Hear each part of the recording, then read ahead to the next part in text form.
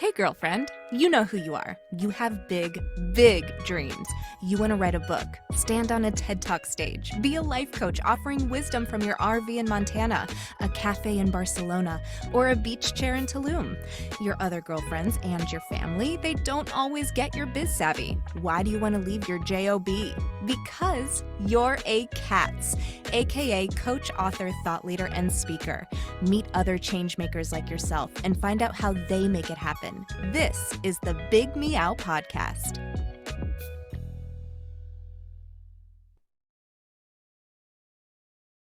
Hello, cats. It's Kristen, and I'm here with Sharissa Deppen. Hi, Sharissa. Hi, Kristen. Thanks for having me. Thank you for being here. So I see you've done a TED Talk. So what was your TED Talk about? It was called The Pursuit of Happiness in the Workplace. It was all about how to bring more joy and happiness to work, given that we spend, well, I'm a corporate leadership and executive coach. So it's all about, because we spend 90,000 plus hours in the workplace, how do we infuse more joy and happiness to get more out of our lives and our days? So that's what it was about. I think they call it work for a reason, but I mean, for all of us who are coaches, you're an executive coach and you work with people in the leadership arena. What advice do you have for entrepreneurs who need to also find happiness in the long hours they're putting in? Oh, that's a great reason. And I think one of the things that goes back to me, at least this helped me a lot, especially at the beginning of my journey, because it was, as we all know, as being entrepreneurs, smooth road, right? These ups and downs, and you've got to be strong enough to kind of stick with it. And so what helped me a lot was just being really clear on why I'm doing this. And I had to get to the answer, the answer to the question of what is going to make me keep going, even when it gets tough? What is going to compel me to keep moving forward, regardless of what's going on? And I had to really work with my coach to peel back the layers of like what that is. It's not just a surface level thing. But when I got to a really strong why, and for me it was actually pretty simple. But when I got to that, that's when I was like, okay, I'm going to do this. No matter what happens, I'm going to do this. And my why comes back to a very simple concept of, if I can just help one person, if one person is getting benefit from the work I'm doing, and I'm functioning in a way that is, adding a lot of value, but also in a way that doesn't drain me, but really energizes me, then I'm going to keep going. I'm going to keep trying to help just one more, one step at a time. So I don't know if that helps answer the question. Oh, no, absolutely. And, Sharissa, I just want to acknowledge you. You're really at the top, right? I mean, you write for Forbes, you write for the Huffington Post, you coach, executives and CEOs. I mean, how did you get there for all of the other entrepreneurs who dream about operating at this level? Yeah, that's a great question. And it's funny because it's all relative, right? As far as like, oh, you've reached the top. And I'm like, really? Because that doesn't really resonate. But for me, it really is about bringing it down to the very simple thing of how can I add more value? That's kind of like my primary question. How can I add more value in a way that brings me joy? And so that's what led me to all of these different things. And I'll actually tell you a short story about how I got to do those things that I've done. It was never my intention. It was never my goal to get on the TED stage, to write for Forbes, none of that. But where it started was basically just saying, okay, what do I have to give the world? Like, who am I serving? What do I have to bring to the table? And how can I help in some way? And it started off with me very simply putting up a LinkedIn profile and then just starting to write articles of the things that I was doing in my coaching and even that I learned from my own experience. And I was like, oh, if this is helping my clients, let me just try to share this and at least help one more person, with sharing this message. And so that's where it all started. I started to write, even though I never considered myself a writer at all. And then there were certain topics that seemed to resonate a lot more with people. Like there were companies that were sharing, and there was a lot of engagement on those posts. And again, I started to ask the question: okay, how can I take this? It looks like this is helpful. How can I take this to a bigger stage? How can I take this to more people? Because to kind of validate that I'm on the right path here as far as like helping more people. And so that led me to Forbes. So I was like, oh, okay, if I'm writing, people are resonating with this. My writing can't be that terrible. Hopefully. And so let me pitch this. And so I pitched it to the Huffington Post and I pitched it to Forbes. And I never in a million years expected to get a yes. But that's kind of where that started. And then I took that next step. Once I was published in Forbes, that article with the same title as the TED Talk, The Pursuit of Happiness in the Workplace, really started to get traction. There were companies that were posting it on their internal websites that were using it as part of their training. I got a lot of great comments and feedback. And I was like, oh, okay, this seems to really resonate. This seems to be helping people. Now, how can I take this to more people? And that's when I got this idea of the TED Talk. And I was scared out of my mind because I'm very much an introvert, like being behind the scenes, don't enjoy like being in the spotlight. And so that for me goes back to my why. It's like, okay, but I need to get over myself, because my why is, if I can step out there, get out of my comfort zone and have one more person, it's going to be worth it. And that was my mindset around, okay, now I'm going to do this. It's scary. It's not something I ever thought I would do, but I'm going to keep doing it. And so the more I did that, the more I started to get exposed to, even my clients that started to say, oh, wow, I really resonate with what you say.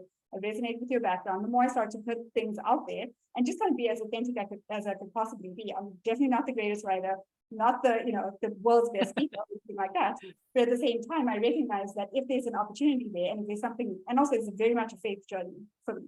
So I feel like every day I'm like, okay, God, just use me. Whatever I need to do, I will do it, even if I'm scared. And so that's kind of the journey I took. And it was really just, I got an inkling and there was something out there. I was like, oh, okay, I'm curious. Let me take one step in that direction and then explore. And that's my entire journey with my business. It's like, oh, that's interesting. Does that align with my why? Does that align with my values and where I'm trying to take this business? If yes, I'm going to take that baby step. Maybe it's reaching out to someone, maybe it's applying for something, and I'm going to see where it goes. And that's really what is getting me to where I think that yeah, it's so amazing, Sharissa, because there's a lot in there that it's just such a valuable lesson for other entrepreneurial women, is that you were on LinkedIn, you gave yourself permission to be visible, you put your opinions, your wisdom, your observations out there. You were a writer, even though you said you felt like maybe you weren't the greatest writer, but you just put yourself out there. And then, so that's important. I think, first of all, to all of you who are listening, make sure you pick a platform and commit to it and put yourself out there. Because if you're not doing visibility strategies, you're the world's best kept secret and no one's going to know about you, and you're not going to be able to grow your business. The second thing I love that you said is that you saw an opportunity at Forbes and you said, you know what, I'm just going to put my application out there. I'm going to throw my hat in the ring and then look at the door that opened for you. So it's like taking that little risk, going out there and going for it, and then being pleasantly surprised when it all falls into place. So I love that part of the story too. And then I also love that paying attention to where the energy is, because all of us in our businesses, we have a place where there's like energy, and we have to pay attention to where the energy is. That's how I decided to create C.A.T.S. I was like, wow, there's all this energy here. I guess I should follow this, even though, maybe it wasn't initially something that was on my radar. And so I think that when you use your intuition, you use your faith, you use that inner guidance and you follow where the energy is, a lot of times the next steps are laid out right in that direction. I mean, what do you think about that? Oh, 100%. And you are so articulate in how you describe that, because I think that is spot on. When you can align all of those things and kind of, just be intentional, but also I think your mindset is so important in these situations. It's like, for me, what has helped me so much, because otherwise I could, it's very easy for me to get an analysis paralysis. But going into that, okay, I'm going to consciously make a decision to have that curiosity mindset, to say, oh, but what if, I'm not going to hold myself back. I'm not going to overthink this. It's right in front of me. What if I explore? If it doesn't work, no big deal. And if it does, great, then that's what I'm supposed to do.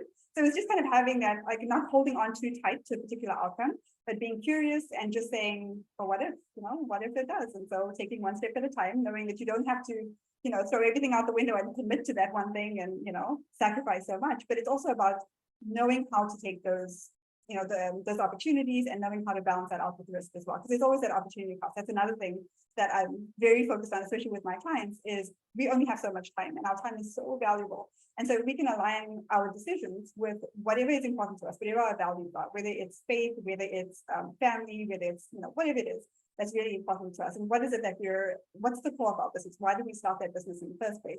And if we can constantly check in when we're making decisions, do I go in this direction? Do I try this avenue? Do I write? Do I speak? What do I do? Is also going back to, okay, what do I know are my strengths? What do I know is going to be really important to me? And does it make sense? Does it align with my values? Does it align with where I want my business to go? And does it align with exactly what you were saying? I love what you just talked about with the energy, right? Is it energizing? Is it scary? But it's energizing, like it's important enough, and it's enough of like I guess it brings the energy and like that curiosity of, oh, I wonder what could happen. It's scary, but at the same time, I'm excited to try it. If you can, get there, then it's just easier to make those those decisions and just realizing it really is just one step at a time. And it's so funny. I feel, and I've learned this just because I've been doing what I've been doing for a while now too, is that if it's frightening, like I lean into it a little bit. I'm like, ooh, there's something here, there might be a little challenge for me, or there might be some aspect of myself that, keeps me going. And I do feel like, to your point, happiness at work, whether you're an entrepreneur or you are in a corporate environment, that part of that happiness is stretching and personal growth and taking risk and, reaching new levels of whatever your personal best is. So if you don't ever do anything that's even a little bit uncomfortable or scary, then how are you going to have that feeling of like, ooh, I can't believe I just did that. Yeah, exactly. And you just made me think about two other things, to go back to what you were asking me about, like, how do you bring happiness into your business? It's also about that social connection and support. It's so important, right? Because you don't want to also just throw spaghetti at the wall and see what sticks. Because there's so many, as entrepreneurs, we all know, like, there's a million directions you could go with marketing and what you could do and how to grow your business and things like that. But it's so important to have somebody, or have that support system around you to help to guide you into, and like this podcast is a great example of that, right? What are you tapping into? What are you allowing to go in so that it and influence you essentially in your business? Because I think that is also so important. And then having that support network, that social connection, having that downtime, like taking time to recharge and refuel and get in that creative space, but making space for that, because it's very easy to get busy, and then before you know it, it's the day's over and you're like, oh my gosh, what have I done? What's going on? So I know, I love what you're saying, because I do think that we, especially women, we're doers. So we can work really hard, and then before we know it, the day's over and we're like, wow, I didn't actually do something that was nourishing to me. Like have a connection with a friend, or, just any little thing, just something that like fed my spirit today. And then before we know it, the day is over, and before you know it, a week is over, and before you know it, a month is over. And then suddenly you're kind of, burned out, dehydrated, parched, like you just haven't done enough little things along the way to keep you, again, back to personal energy, energized to stay in your own flow and, at that peak level that we all like to perform at. Oh, 100%. And I love that word, nourish. That is such a great word to use. Yeah, I totally agree. Yeah. So what's next for you? Oh my goodness. So there's a couple of different things. I'm always like, testing the waters, like you said.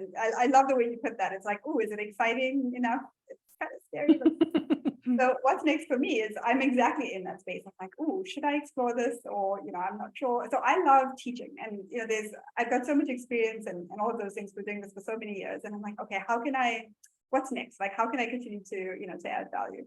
And so I'm actually going to be teaching, like I'm going to be a professor at a local college here starting in the fall. So Congratulations. Thank you. So that's what's next. But in terms of my business, one of the things I'm also very focused on, kind of along the lines of learning and creating, not only a program for leaders to really thrive and to help them with all of these things that we're talking about. So helping them to, like with work-life balance, and helping them to really thrive in their workplace and have great relationships and move forward in their career and all of these things, but without sacrificing who they are and all of those other things. So I've created a program called Leadership Mastery Alliance for that purpose. And so that's another one of my focuses, is just to create that safe, nourishing, energizing space for people to just learn how to do that and do that well, and have that support system in place. So those are the two things I have going on. I'm going to be teaching in the fall, and then also focusing a lot on my mastermind that I have coming up. And you're newly married too. Well, Sharissa, thank you so much. How can we find you? So my website is leadershipmasteryalliance.com. And on that website, I've got like a ton of free training and free resources and all kinds of good stuff, and also links to my social media if you want to, if your audience wants to follow me, or I'm happy to even answer any questions that they might have as well. So that's wonderful. Yeah. Thank you. Thanks for being on the Big Meow. Well, thank you. It's been an absolute pleasure. Thanks for making this super enjoyable and easy for me. So I appreciate it, Kristen. All the best for you.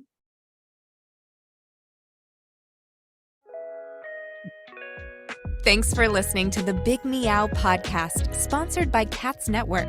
If you liked what you heard, please take a moment to subscribe and share this podcast with your friends. You can also join our network filled with positivity and possibility. Visit www.catsnetworking.com to join us and learn more. together with your magical, motivated, and mystical new friends at C.A.T.S Network. Let's transform 1 million lives with your message.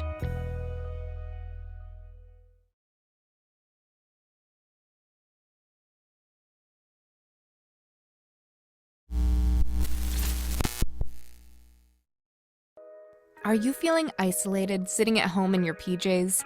Or perhaps you're tired of the comfy sweatpants with holes in them that are hidden just below the camera? I mean, you could puke at the thought of another day of Zoom meetings and reporting to your BOSS. Do you want freedom from your home office desk or the office cubicle? Do you want freedom from your current career? Or are you frustrated that your online biz dreams are going nowhere?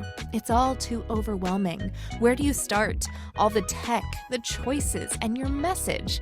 Yep, I said your message, your brand, your voice. What is it? Do you even know what that means? Do you need a biz coach but don't want to invest the big bucks? Let's face it, being a solopreneur is lonely, but you don't have to do it alone. And here's a solution. Join C.A.T.S Network.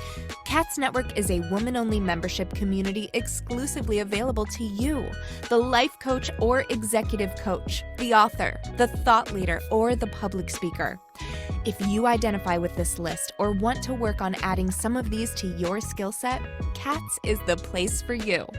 Check us out at www.catsnetworking.com. That's C.A.T.S networking.com. Because let's face it, cats are better together.